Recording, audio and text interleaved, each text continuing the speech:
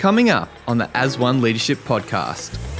I get excited because Jesus is building his church and he is, infinitely powerful and creative and good. And so the longer he does it and the more people he raises up and the more history they have, the more that is possible for our young people. So I'm super excited for what they could do.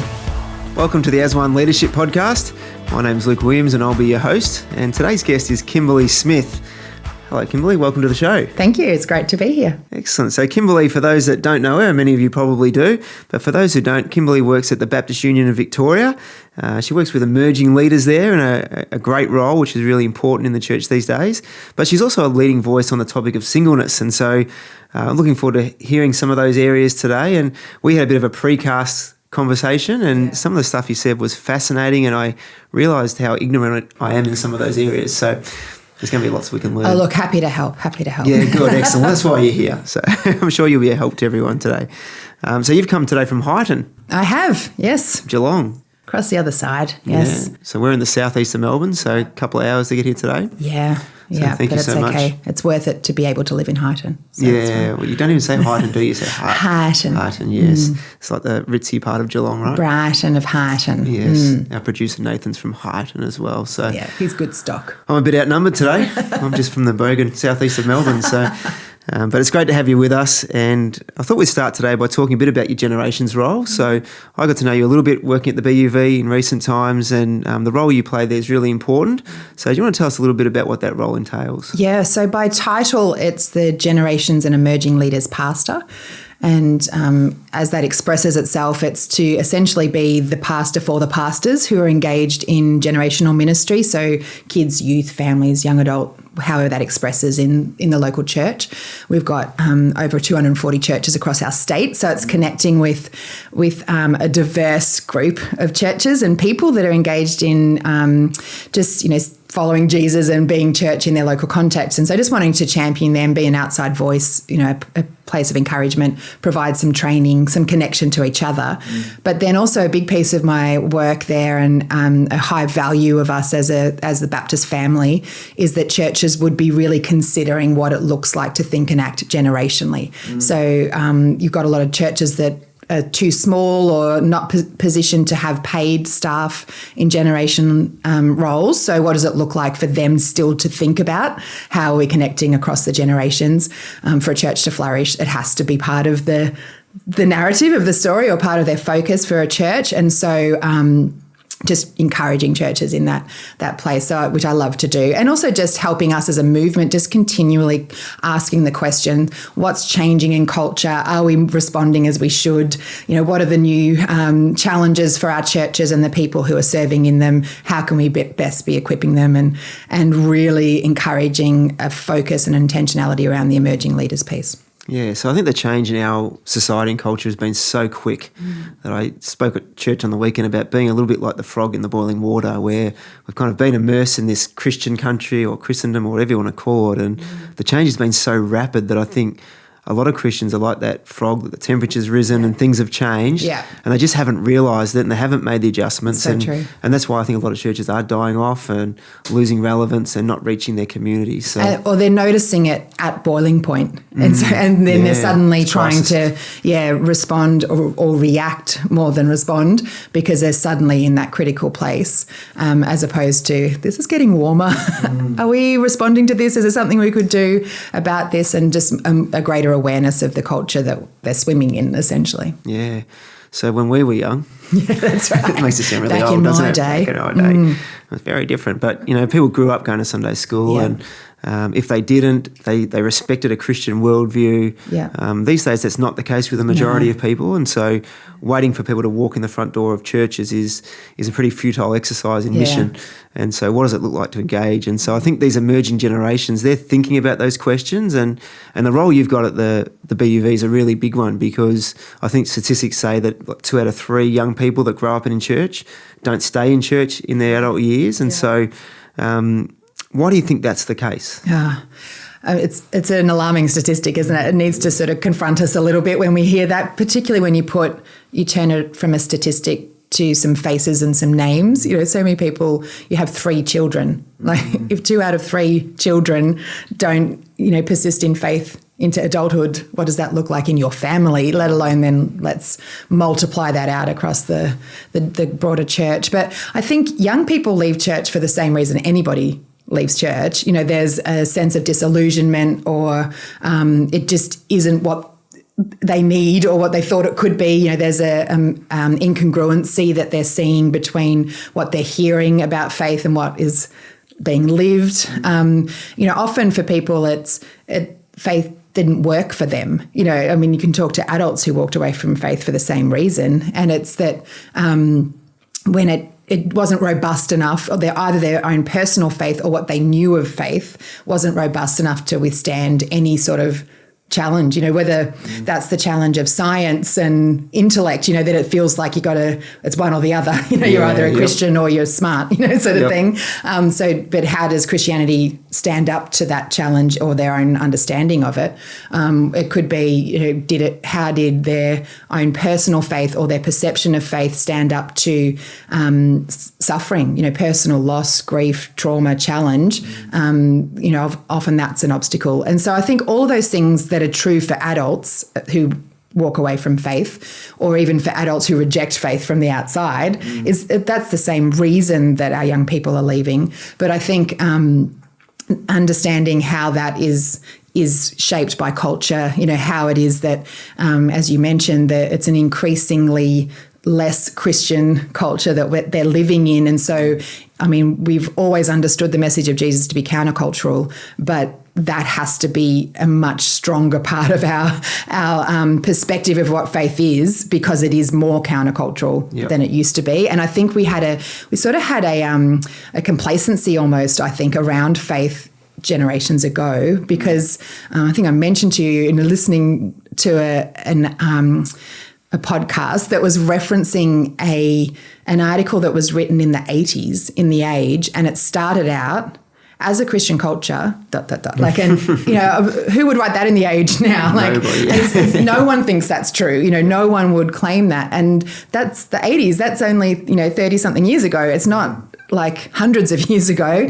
But there's been that shift. But as you say, frog in the slightly warming water, and we forget that we're holding a very countercultural message, and we perhaps haven't communicated it that way. Sure. And so we've, in some ways, as leadership, as older generations, we can take some ownership of not setting our kids up to win in that. Yeah, I think when you're at the centre of a culture, which Christianity has been in the West for so long, you do get complacent because you're kind of in power and people get comfortable. And I think, history would show, and even in Scripture, the church tends to be more effective when it's on the fringe anyway. And so a lot of Christians, I think, at the moment are wrestling with, it's not fair and we're losing our rights. And spoke on the weekend at church about changing our mindset from being victims to visionaries, because victims are stuck in the past or present reality. Visionaries choose to see what things could be. And so I think training our young people to dream about what could the kingdom of God look like in our culture in years to come, and how can they uniquely shape that is a really great challenge for them to think about. So I was going to ask you, before I go on, I think the part you talked about the personal piece. I think that's really important too, because statistics are very helpful. But 2 out of 3, you hear that. Numbers. But I got 4 kids. If 3 out of 4 kids weren't walking with the Lord, that'd break my heart, and the generations going forward are profoundly affected because there's such a ripple. Absolutely. I preach this quite often in churches as part of my role, and even just this last weekend, preaching into a space, raise your hand if you grew up in church. And so, obviously the church is full of adults mostly at that point. And in the particular church I was in, I would say at least 80% of, maybe 90% of the people put their hand up. They grew up in church. And I said, keep your hands up and just look around. And imagine if 2/3 of you weren't here, and just the loss immediately to this community right now, if you guys are taken out of it. But then historically, your kids probably weren't exposed to faith. Their kids probably wouldn't be exposed to faith if you weren't in faith. What has been happening here in the locality of that church, in their community, how would that be diminished if you weren't here? There's so many, so much greater impact than even the fairly significant one of the personal salvation of the individual, but there's so much else that's lost if that person walks away from faith too. And so, I think what is it? We have to be alert, not alarmed, or, like in terms of it should at least sort of raise our sensitivities and sort of switch us into a place of greater awareness without necessarily freaking out, but moving us to action. What are we doing? What have we been doing? What could we be doing? What part do we play in this for our young people? I think it's a really important thing to start doing some evaluation on it. Yep. Yeah, Christopher Wright in his commentary on Jeremiah is talking about what the exiles had to be like in Babylon in 600 BC, and he talked about them having to go from being refugees to residents, from mourners to missionaries, and from victims to visionaries. Yeah, it's good. And it's so relevant for us right now. Yeah. It's the same sort of mindset we've got to have to reaching our community. That's true. And so the big challenges, and your role is a really significant one. So the question I have to ask is it hopeless? Do we just throw our hands in the air and give up? Or are there things we can do? Yeah, okay, great. All right. End of podcast, we're done. That's great. I was hoping you wouldn't say that, but no. Okay, right, cut. And so is it hopeless, or no, it's not hopeless? So are there things that we can do better to engage with younger people, to connect with younger generations? And more importantly, how can we help our young people to become more resilient disciples? Yeah, it's when good. those, like you said before, when the crisis happens, when the different opinions they hear, the science they confront, how do they become more resilient in their faith?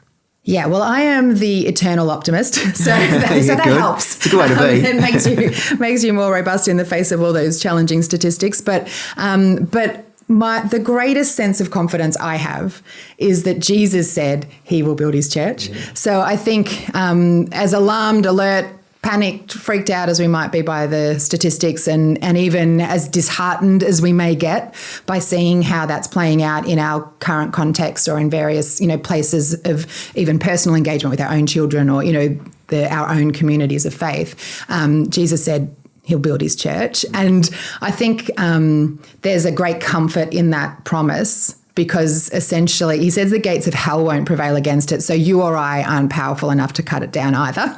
There's nothing that you or I can do that's going to actually end the church for good, because this is Jesus' promise. This is his plan. So I think the thing for us is just to work out how we can get on board with what he's building. And also I think the challenge for us as a generation, as a moment in time in the big picture history of the Church of God, is to say, what will this part of history say about the church? What's the story that we're writing right now in terms of, is it going to be like we see, biblically and historically, where essentially the church kind of dwindles down to the remnant few that just hang on and just manage to sort of continue? Yep. Or do we tell a story of a church that turned, that all the curves started bending up and to the right, that within our season of church and the stewardship that we had of Jesus' church in this moment, that we did what we had to do, and we asked the questions and did the uncomfortable things and made the changes that were necessary to actually see this change. And so I have great hope in that, because we do this in the power of the Spirit, a God who is infinitely creative, infinitely powerful. So he's got this, So I think for us, the question is, how can we get on board with, find him where he's at, where he's active, and just partner with him, but also, what's the work that we need to do personally to kind of get ourselves out of the way of that, our tradition, our personal preference, the way we've always done it, That doesn't happen in churches though. No, not much, not at all. Unless you need to move an organ, but other than that, they're generally open. Or sing a chorus, yeah. That's right. Yeah. But, this sort of forward-thinking attitude. So yes, I think there is hope. There's always hope. But some of the research that we're seeing around this that I think is particularly hope-inducing is that there's a statistic or some research that tells us that one of the key factors for determining a young person retaining faith or church engagement into adulthood is that they are known by name by 5 adults, wow. Which sounds so simple. And I mean, if I had have left a pause there for everybody to finish that sentence, what's the one thing that everyone yep. might have filled in their own gap there of it's sound biblical teaching, it's prayer, it's a certain style of worship, it's community, whatever it is that other people might have thought was the answer to that. Ultimately, as important and significant and necessary as all of those other factors are, the overriding thing is relationship. And so the thing I love about that stat is that it puts it in the hands of everybody to be part of reversing the trend. So it's not just the theologians, it's not just the professionals, it's not just people with leadership capacity. It's literally everybody has a part to play in creating an environment where young people feel like they belong, they're welcome, they're known, and they're seen, that there is a place for them to, because within that, when you start fleshing out what does healthy relationship and healthy environment look like, it's going to position our young people to do the work, to have a deep faith that will sustain. So it's space for questions. They can be mad at God. They can say, but is that even real? About the Bible, They can say, but my teacher said that this didn't happen, or that's not true. And we can actually engage that without being horrified and them not feeling like that, well, apparently we don't talk about that here. It's like, for sure. And so that key thing about relationship. And then if you start thinking about that, everything will flow out of, flows from that, because the closer you are with others, you're able to challenge them. You are able to, journey through some of those more personally challenging times. Like, so when suffering does hit, we can walk that together rather than you probably will walk away from church to find a way to process that, all those sorts of things so relationship is actually the answer, in that sense. No. And everyone can do that. Everyone Exactly. can know 5 people and know their names. Yeah.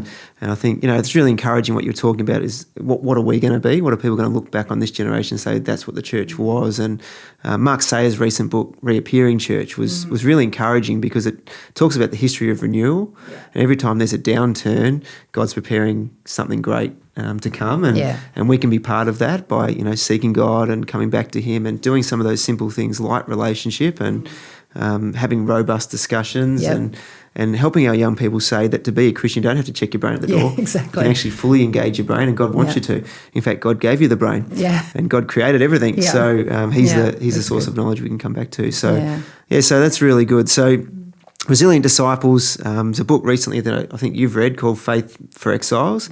And it talks in there about the importance of intergenerational relationship.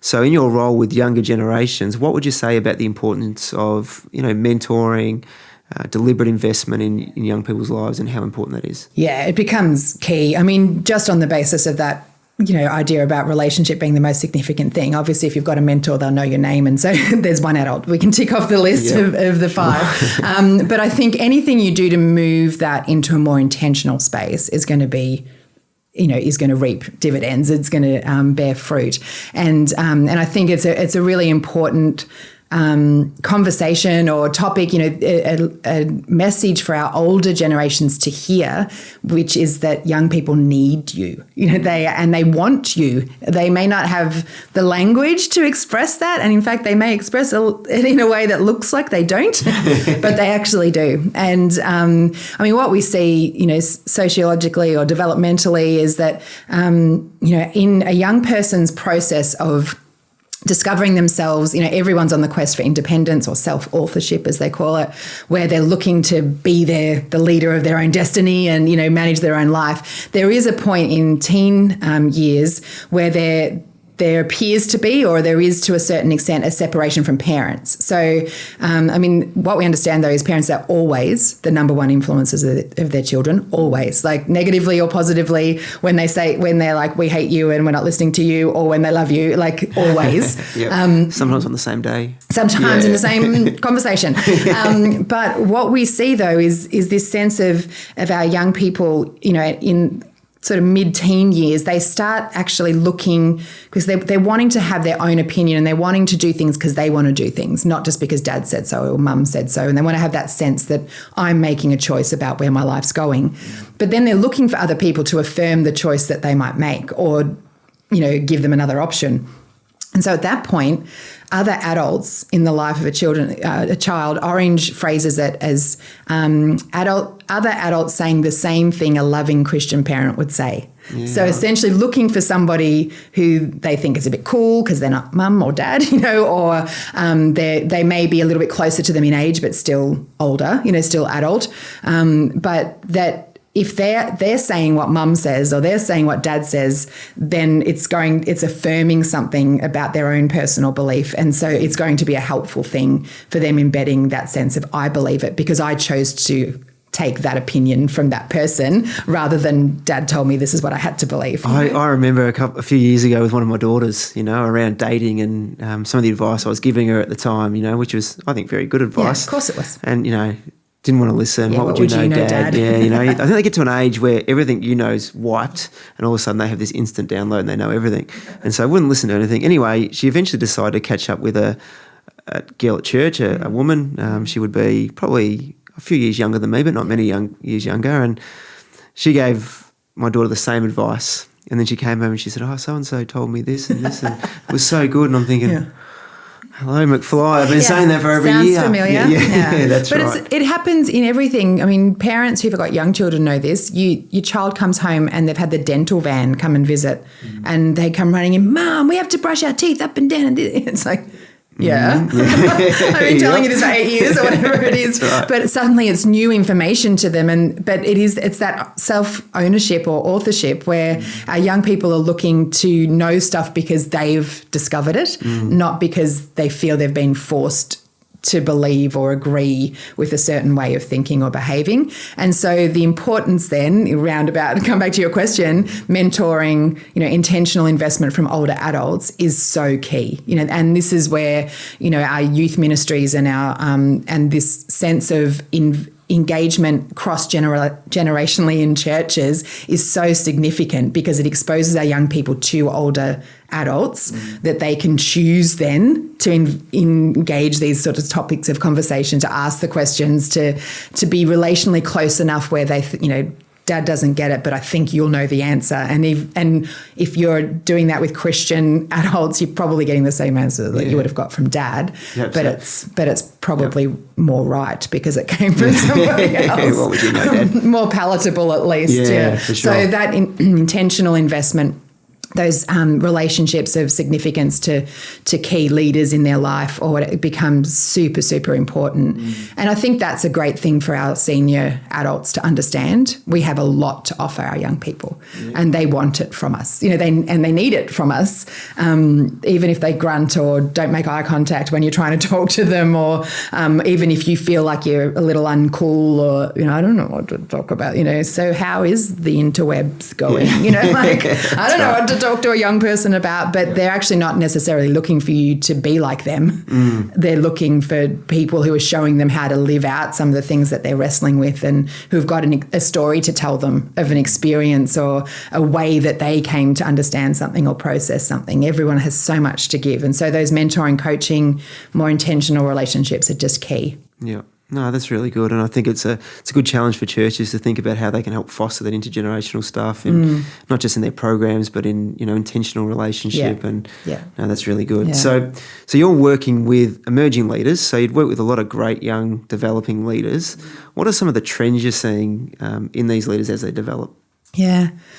Yeah, I do work with some great ones, and there are some good ones up and coming. It's exciting to see them grab hold of that and that ownership. I think, when I first came into this role at the BUV, I actually sort of put the thing out there, like, how do I help you? How do we, the BUV resource, leaders in our churches, what are you looking for? And the two things they talked about consistently were they want connection with each other and then skill development or training.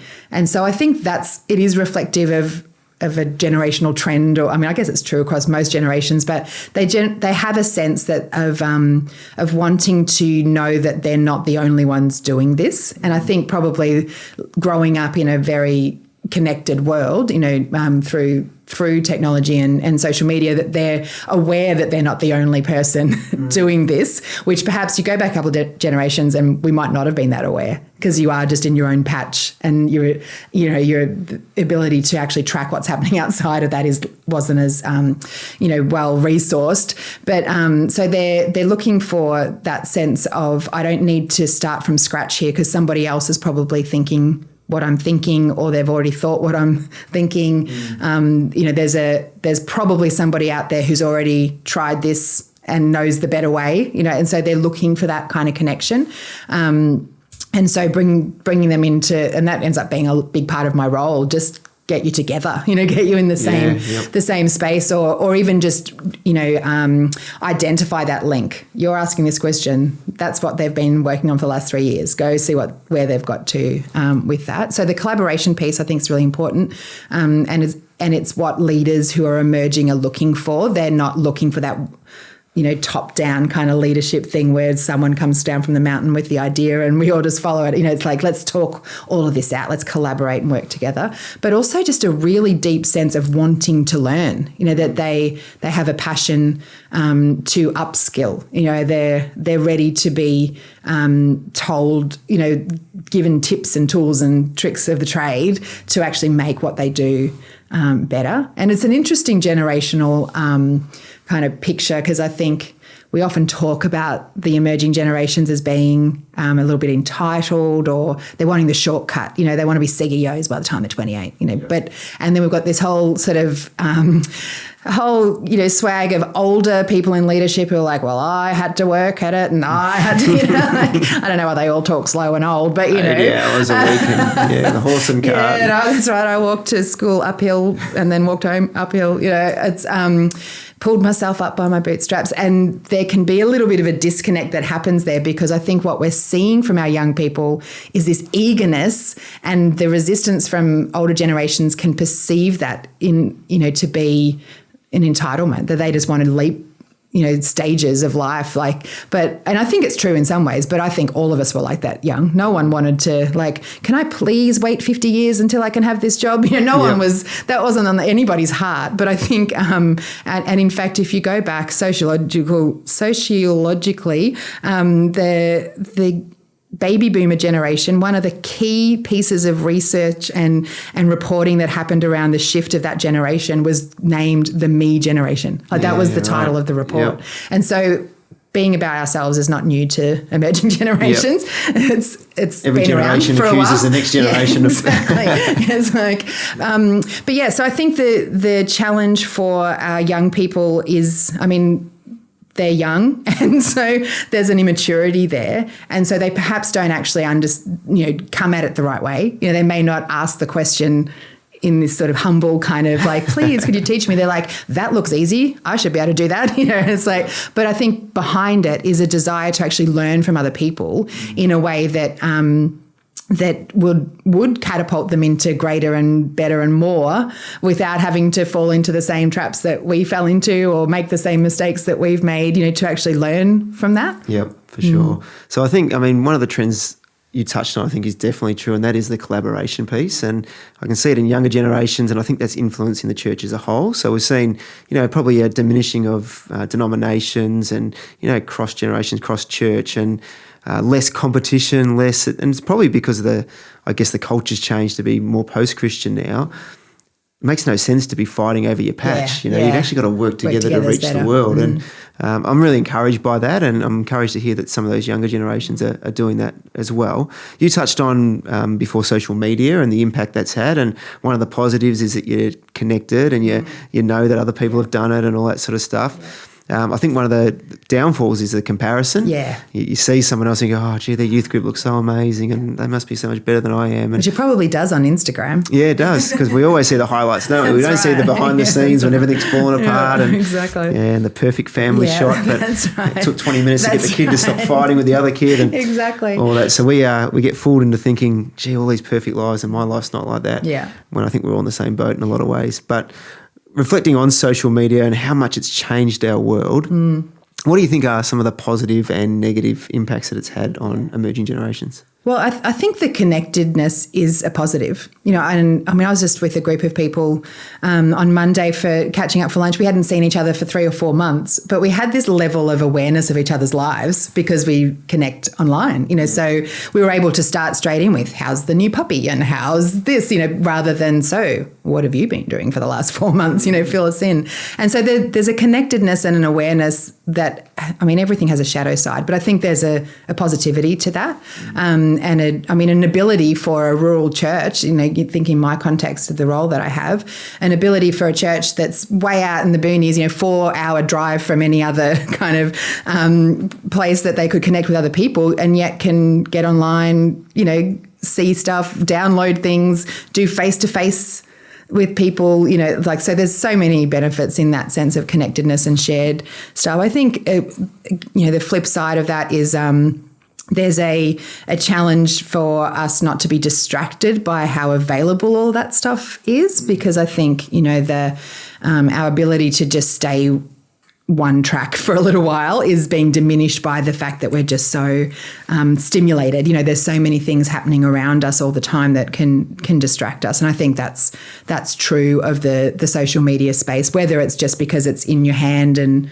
I mean, the number of times, you sort of pick up your phone for something like real, like to, call somebody or do something. Can you still call people on phones? Apparently, yeah. Okay, that's good. I mean, I don't know. I don't answer phone calls. I'm like, message me. But then you sort of suddenly find yourself down this deep dive of like distracted by an alert to something, and so that is a challenge for all of us. And I think too the challenge to be to go deeper is confronted there, because I think we've almost been trained to be a little bit surface, because literally you scroll, you kind of flick, oh, that's interesting, flick, oh, that's interesting. And I think that can actually translate into a way that we just do life, is just sort of sure. we're just hovering on the surface a little bit rather than taking those deep dives. So there's challenges, but I think even, as I said, it's like light and shade to the same issue, because I think technology has a positive answer to even its own negative impact,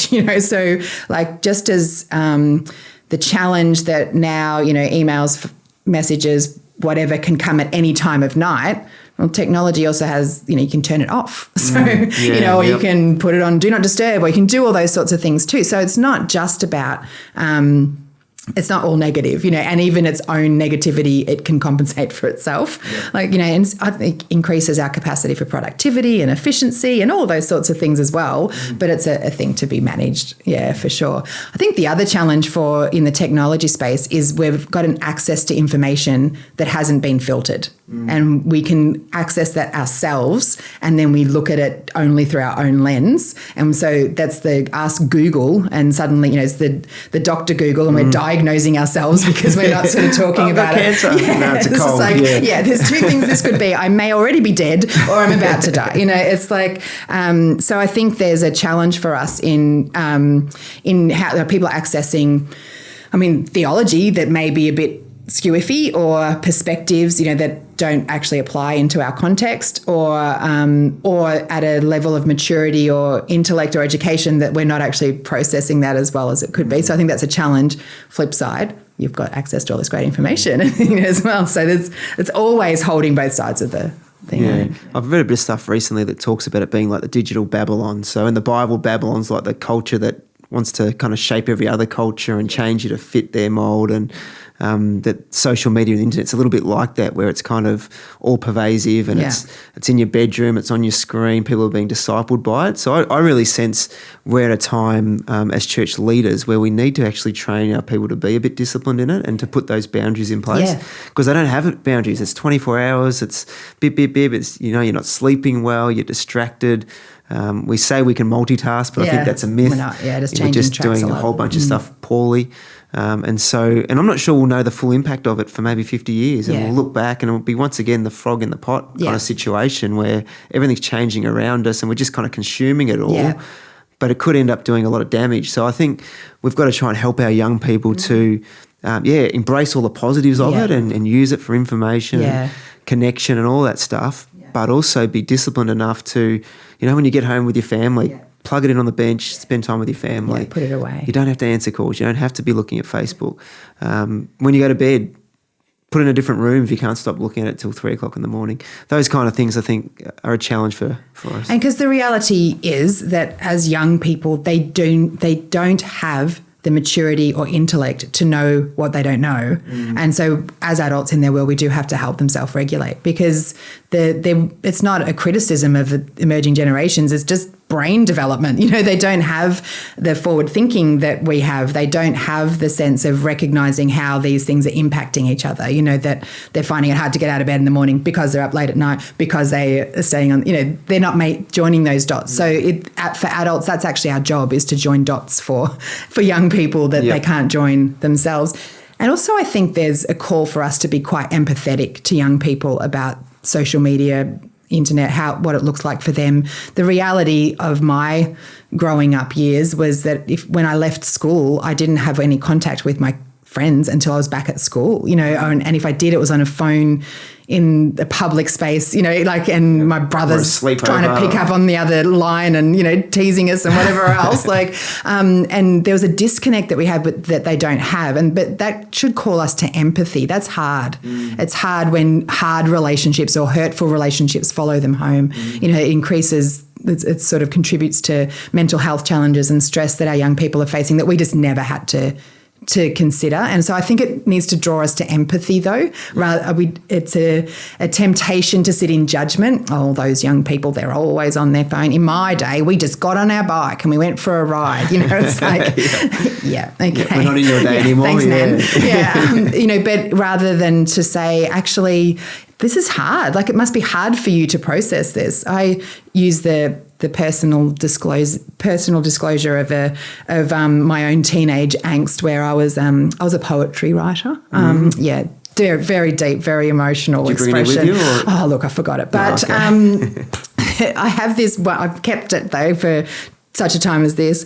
But I've got it, one journal from when I was 16 years old, and on one side is this poem that I've written because I've broken up with my boyfriend, right. And it includes the line, "People say I should get on with my life, but he was my life." Yeah. Right? This is where I was at, but it was real. I was feeling it completely. Yep, for sure. Next page is about this new guy that I met. I don't think there was even more than a day between the two entries. Yep. And, he smiled at me and all this sort of stuff. But I think if I was a 16-year-old today, that would have been on my social media. Somewhere in that I would have made that way more public.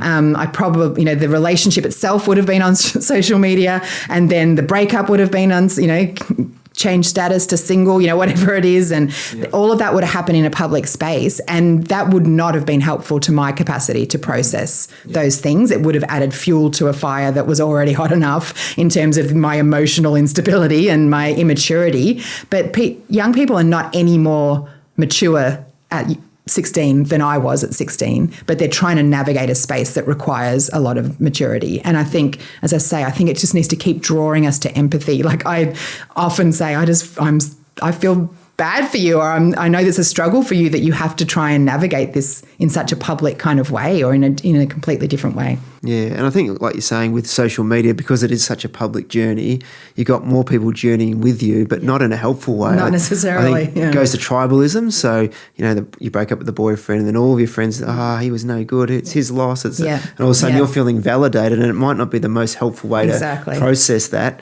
And it might end up with, unforgiveness or bitterness or whatever as a result. So I think, learning to help our young people to see the benefits and the struggles is a really important part of leadership. So an important part of your role, no doubt. Yeah, and the encouragement of all of us to be facing that way.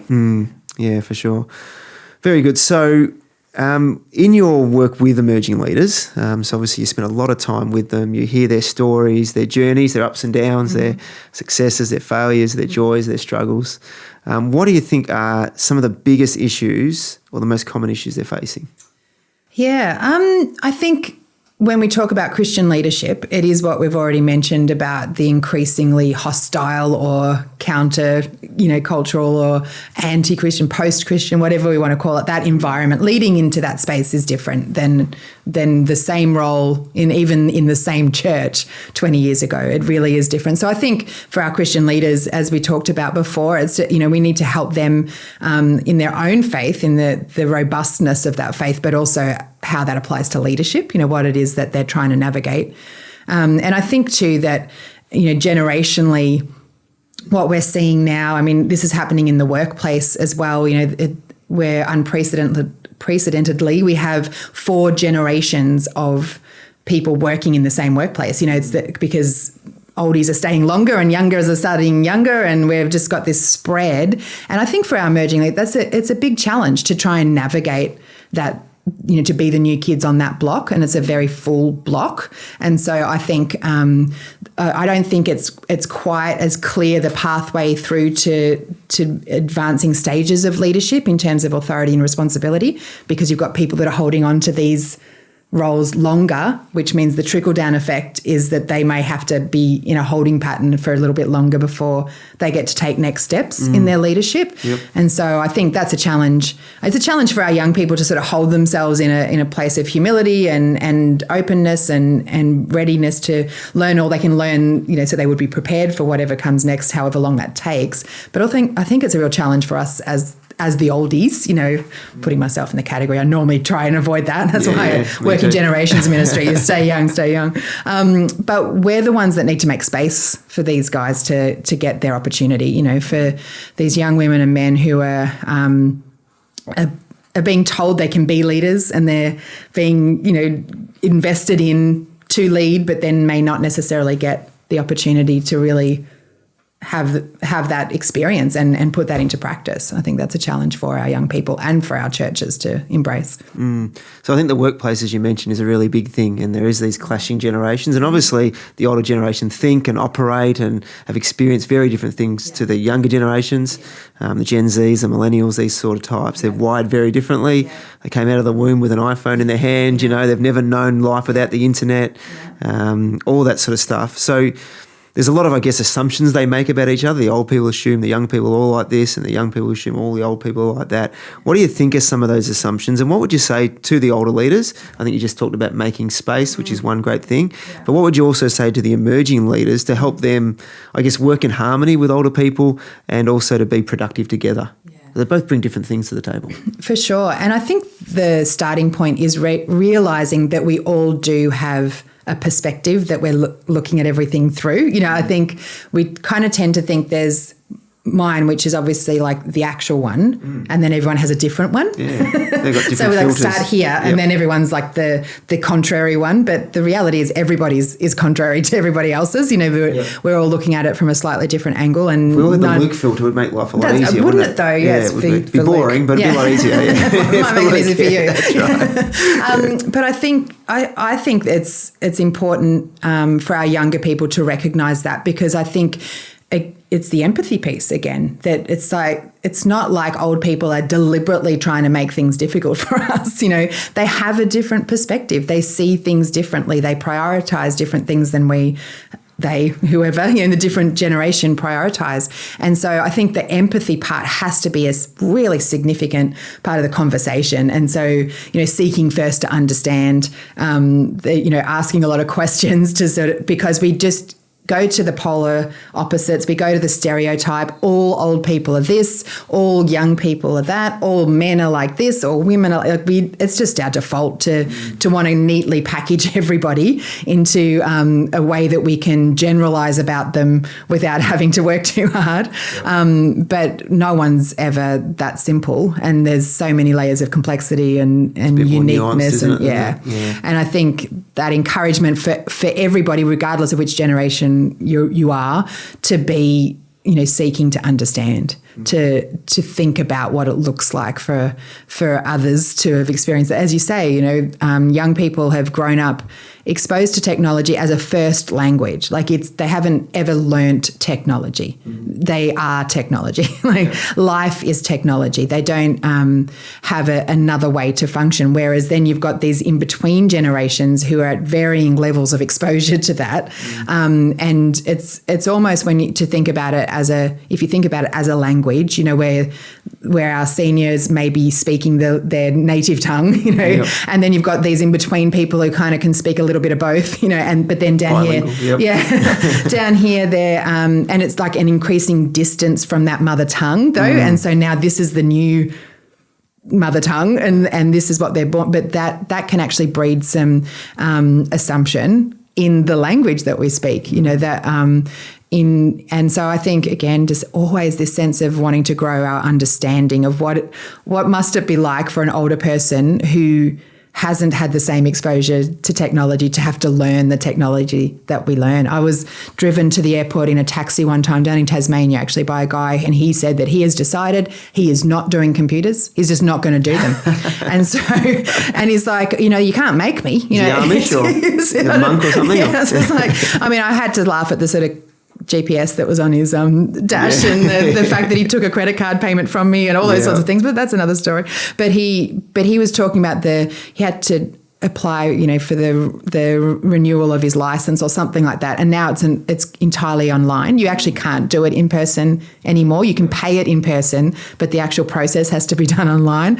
But he's, I don't do computers and I don't need a computer. And I'm like, well, it sounds like you do need a computer because you need to renew your license. But the thing I kept hearing from him was just fear. Like you could just hear that he was so overwhelmed by, and it's not even worth learning anyway. You just learn one thing and then they change it on you. Like, so he's in this, he's maybe 70 years old. He's like, I'm too old for all this change. But I was just thought, oh man, it must actually be quite hard for you because he's obviously not done a natural transition and he's kept his distance from it. And now that is a massive gap to try and jump. He's getting closer to the end. So he's thinking, that's right. He's like, it's not worth it. I'm too tired for this. Exactly. It's funny. But, we joke about it, but it's like if you ever want to learn, fix a computer or do something, like ask someone younger. But it's true, they've got so much to offer us in that space because it's their first language. Yeah. But I think that technology piece it's a great metaphor for everything about the generational divide or potential divide, and also the challenge it is to try and bring. Because it's a different language, and so this guy wants to phone you, this guy wants to email you, this person's like, can you put it Snapchat, in a messenger? Yeah. And this one's like, we'll work it out some other way. We'll just like think it, and it'll turn into technology. That's the next step. So, but everybody's trying to relate from entirely different perspectives. Yeah. I think someone said to me once that there's no one on the planet you can't learn something from.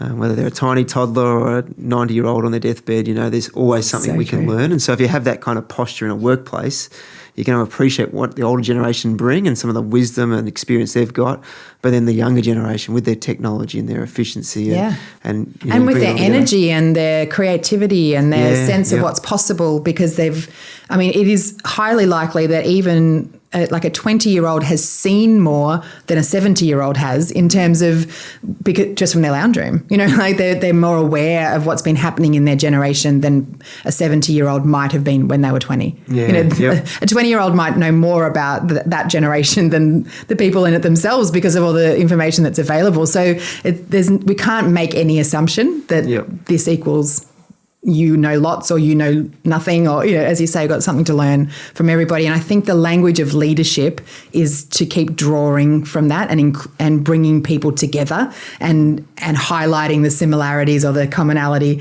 and not making the difference the main thing. It's Nicky Gumbel who talks all the time about it in faith context. He says what unites us is infinitely greater than what divides us when we talk about theological perspectives. It's Jesus who unites us, and that's a pretty significant part of the picture. So if we can just stay focused on that. And I think that kind of is true across every aspect of how we would relate. There's actually probably a lot more we have in common in our humanity than there is difference. And so I think the leadership piece in all of that is to keep drawing them together and speaking a united kind of language, or an overlap of language, or a generous to each other kind of language, rather than, keeping those stereotypes, fresh and refined by speaking into those. Oh, you young people wouldn't understand this because, and old people, that's a computer, whatever it is.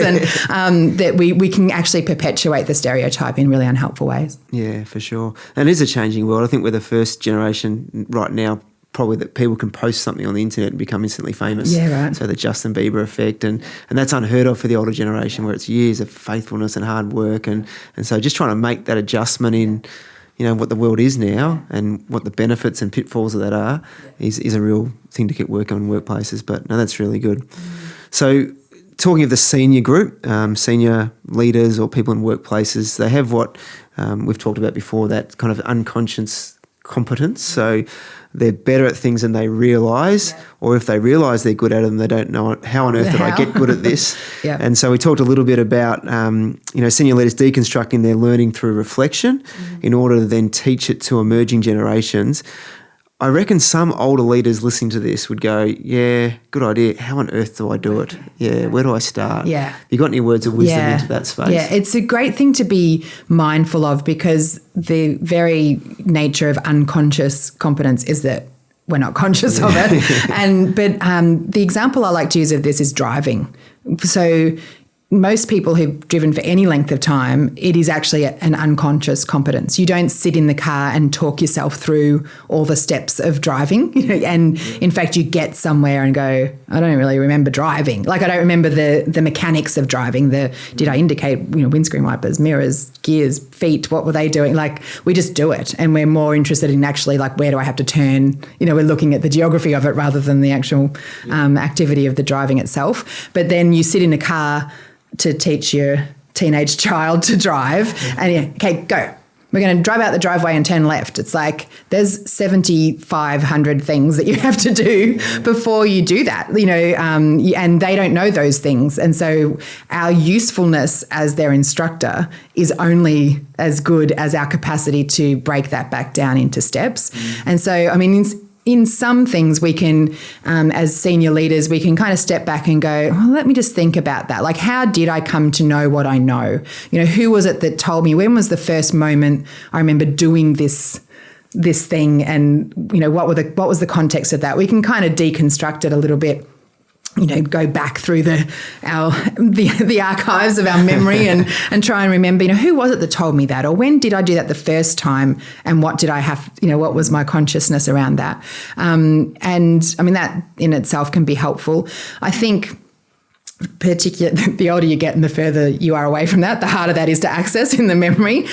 So some tips, I think first and foremost for every leader, wherever you are in whatever stage you're at, is bringing that level of consciousness up about what am I learning and what's the impact of that learning on me, so that 6 months' time, 6 years' time, 10 years' time, I can actually tell this to somebody else, because I think we do tend to just drift a little bit through our learning or through our experiences. And it's not unless we actually do the unpacking that they're of any value to anybody else. And so I think it's just a good leadership skill or a leadership sort of focus to have, that we would always be thinking about our thinking, doing that work of right now, like I'm writing a sermon, let me just think about how did I get to that idea, or what is it what's my process here that's working for me? And so then someone says, Luke, how do you write a sermon? And you get to say, well, the first thing I do is, rather than, I just, write it. Ask God and he just gives me the words. He normally just tells me. Just wing it on the day. Yeah. That's right. What do you mean prepare? I just show up on Sundays and have a drink. Just trust the Holy Spirit. He'll guide you. You're talking about where do I clip the mic? Yeah. But also I think for leaders who've maybe, and I also think it's important to remain close to learning leaders, because that helps us keep mindful of what the learning process is like. So as you develop in your learning, your leadership, you tend to you get further distance, organizationally away from the people who are doing their first leading, because you're now leading with the leader of the leaders and the staff that lead those teams that lead the people who do the developing. Yeah. And so you can get some distance away from that, the deeper you go into your own leadership journey. And so some intentionality to kind of cycle back, whether it's to mentor somebody or to, want to be more present in the places where development is taking place. It kind of refreshes again. Oh, that's right. I remember. They're going to ask you the questions that make you think about that. Yeah, exactly. So what did you do when you started out? I don't know. And then, but then you here, watch I'm not thinking about it. Yeah. But when I'm back down here, I've got to actually explain to them. So that's a really good insight. And I think too, having younger, the leaders who have learnt most recently are the ones who'll be most aware of how they learnt. And so, because we often think you have to sort of be the really experienced person to do the teaching of something, but they may actually be best equipped to do it, because it's fresh in their mind. They remember the 3 steps, or they've done a little bit more thinking about that, and so then it becomes maybe a partnership where you're sowing the maturity and the wisdom and the experience of the older leader into that journey, but they're not actually the ones that are having to do the step-by-step stuff. So you're sort of leveraging those who are a bit more familiar with the more current, as you say, recent with the step-by-step, can be that person to lead that. I think the danger is in leadership, the further you go and the more disconnected you get from those people that are learning right now, the more irrelevant you become for emerging generations. And so getting back into that space, you're learning off one another. You might be the senior leader who's been there for 50 years. They're the fresh person, but you're actually learning stuff from them that's going to shape you as that senior leader, relating back to a staff team or other leaders you've got. So, that's a really helpful insight, I think. Yeah, it's good. And I think too, just even again, it's that seeking first to understand that when as a senior experienced kind of leader, you do go to help somebody through something, it's, asking, what do you already know? Where are you up to? Like that you're seeking to, not that assumption, say, just go write your sermon, Luke. See you Sunday, kind of thing. Like, sink or swim. That you sort of, how are you feeling about that? Where's the point of challenge for you? What are you most concerned about, or what are you finding hard, or those sorts of things that just draws you back into that empathy, which hopefully then kind of fires the synapses to go, oh yeah, actually I remember feeling that too. But you're giving permission for that, for the emerging leader to show you what the points of difficulty are, or where it is that you could be speaking into their situation. Yeah, very good. Excellent. So we might finish up this conversation on the emerging generations with a question for you. What makes you optimistic about it? You've got to front up every day. You've got to work with these young people, and that'll be really energising and challenging. But what are you most optimistic about? Well, as I said, I get excited because Jesus is building his church, and he is, infinitely powerful and creative and good. And so the longer he does it and the more people he raises up and the more history they have, the more that is possible for our young people. So I'm super excited for what they could do. I mean, there's a stat that's been shared around it's that 60% of today's teenagers will work in jobs that don't yet exist, because the movement of technology and the changing workplaces and all that sort of stuff. If you apply that into the context of the church, like if some percentage of our emerging leaders right now would be leading into spaces that we've never been before, or they'd be leading in a way that we've never led before, utilising technology and ideas that we've never thought to draw together before. Like, that has to get you a little bit excited to think about what's possible. You'd hope they're not doing what we're doing in 50 years, wouldn't you? I think they'd be completely irrelevant if they are. So creating space, opportunity, resource for young people to flourish and to try things, and some of them will flop spectacularly. Some of them will just be incredible. But that is exciting. And that's that, I guess, that pioneer entrepreneurial kind of spirit as well that maybe some older leaders had when they first started 40, 50 years ago, but it's just become a bit of a settled rhythm. And so getting back into that space to say, how do we actually release these people who are probably more current with what's going on in the world to actually try things that may end up being the next frontier for mission and the next way of really reaching and engaging with people. So we don't lead in a void. We're the sum of our history. We're coming into a situation that's already been established by a whole lot of people investing a whole lot of things. My leadership was made possible. My experience of ministry, my offering into ministry was made possible by all the things that happened before me. And so I think that again is another source for me of encouragement, because the next generation have another generation of things that have come before them. So the grace and the freedom to lead like I have had, on them is inevitably going to let them do more, because they're drawing from a deeper well. Well, thanks so much, Kim, for joining us today. It's been an incredibly rich conversation. I think we've learnt so much, and if I've learned a lot, I'm hoping the guests will learn a lot as well. So thanks so much for coming and being part of the program today. Thanks for having me. It's been great. Thanks for listening to the As One Leadership Podcast, getting you in the room with experienced leaders so you can grow and thrive as a leader. This podcast is hosted by Luke Williams and brought to you by Follow Baptist Church. If you're listening to this podcast, please subscribe on your favourite podcast app for free and leave a review. Your feedback will help us to grow further and bring new, insightful content to you. For those watching on YouTube, please like this video, leave a comment, and subscribe to the Follow Baptist Church channel. Ultimately, if you found this episode valuable, please share it with others who can also benefit from it. We can't wait to share more experiences and knowledge in our next episode, from Melbourne to the world.